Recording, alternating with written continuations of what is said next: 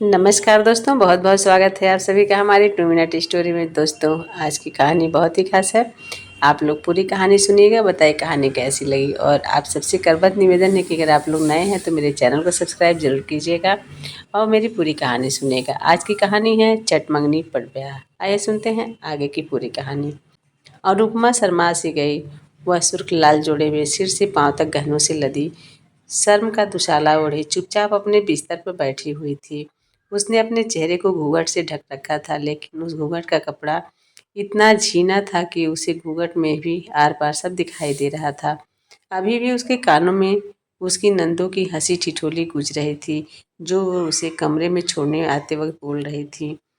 रह रहकर उसे अपनी सखियों की भी याद आती थी, जो मायके में चलते समय उससे मजाक में ही कह रही थी कि अब तो तू पराई हो गई, कल से तो तेरी नई जिंदगी शुरू हो जाएगी। घर परिवार जिम्मेदारियां पति, तू तो उसी में फंस जाएगी। फिर अपने पति के आगे तू भला हम लोगों को क्यों याद करेगी। अनुपमा ने अपनी सखियों के मजाक पर उन्हें कोहनी मारकर अपने से दूर कर दिया और बोली, ऐसी बातें करोगी तो फिर मैं तुम लोगों से बात नहीं करूँगी। एक तो मैं वैसे ही तुम लोगों से बिछड़ने का दुख झेल रही हूँ, और ऊपर से तुम लोग ऐसी बातें कर रही हो। उसकी सखियाँ हंसते हुए बोली, अच्छा अच्छा, हम तुमसे ऐसी बात नहीं करती, लेकिन ऐसी नाराज होकर ना जा, नहीं तो दूल्हे राजा कहेंगे कि कैसे दुल्हन है जो पहले ही दिन मुंह गिराए बैठी हुई है।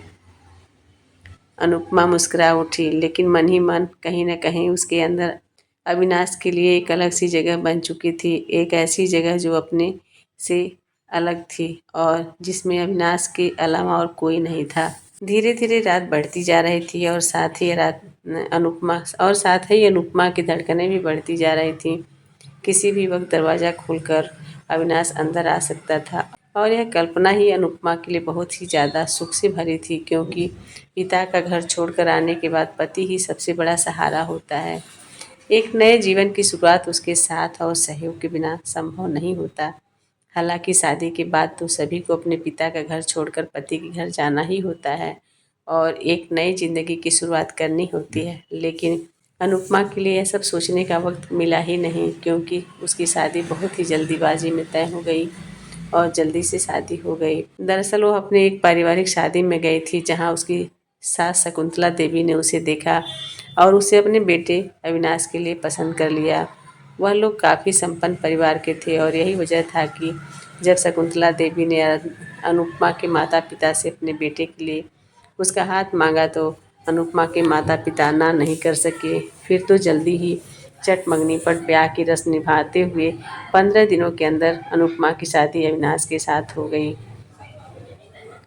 इस बीच वह ना ही कभी अविनाश से एक बार भी मिली, ना कभी उससे बात की। अविनाश को लेकर उसके मन में अलग ही सपने थे।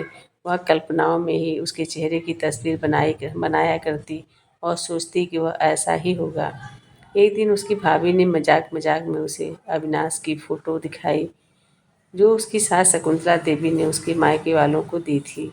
पहले तो अनुपमा को पता भी नहीं था कि उसकी कोई फ़ोटो भी आई है, लेकिन चुपके से जब उसकी भाभी ने उसके तकिए के नीचे अविनाश की फ़ोटो रख दी, तो वह अपने शर्म को छुपा ना सकी। पहले तो वह कुछ देर शर्माती रही और अविनाश का फ़ोटो देखने से मना कर दिया, लेकिन जब उसकी भाभी अविनाश की फ़ोटो देखकर तरह तरह की कमियां निकालने लगी, तो अनुपमा को बहुत बुरा लगा और वह झट से उसकी फ़ोटो देख ली और देखा तो वो जैसा उसने तस्वीर बनाया था, कल्पना की थी, ठीक उसी तरह अविनाश का फ़ोटो था।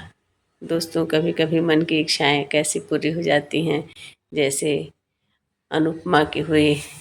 इसी तरह से अविनाश भी कल्पना कर रहा था कि वैसी होगी, क्योंकि दोनों एक दूसरे को देखे नहीं होते हैं। लेकिन बहुत ही सुखद जीवन इन लोगों का होता है। चटमंगनी पट ब्याह आप लोगों को कैसी लगी? आप लोगों का इसके बारे में क्या ख्याल है? आप लोग कमेंट में ज़रूर बताइएगा। पूरी कहानी सुनिएगा और प्लीज़ शेयर कीजिएगा। थैंक यू आप सभी को।